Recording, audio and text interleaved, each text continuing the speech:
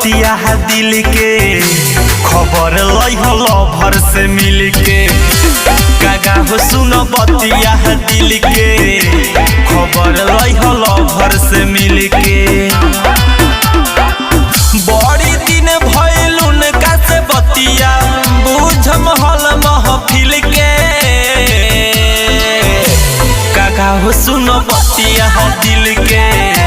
खबर लइहल भर से मिल के कागा हो सुन बतिया दिल के खबर लइहल भर से मिल के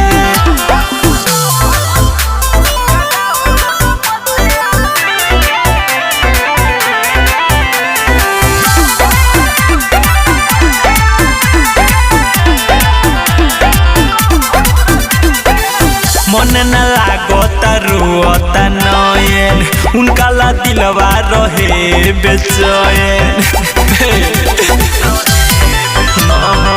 मन न लागता रोता नयन उनका ला दिलवा रहे बेचैन कर न कवनो काम तू ऐसन आजा 10 वीडियो रील के कागा हो सुन बतिया दिल के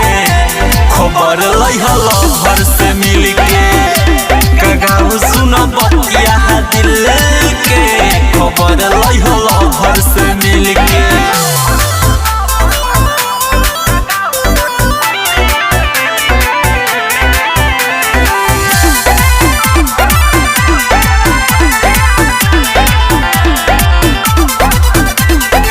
कोरोना लेट हाली पूछ ख्याल हो हमारा पगली के कैसन बहाल हो कोरोना लेट हाली पूछ ख्याल हो हमारा पगली के कैसन बहाल हो हमसे कनी डू अमित बारे घबराइल भइले हडी हिल के कागा हो सुन बतिया दिल के खबर लइहल भर से मिल के कागा हो सुन बतिया दिल के खबर लइहल भर से मिल के कागा।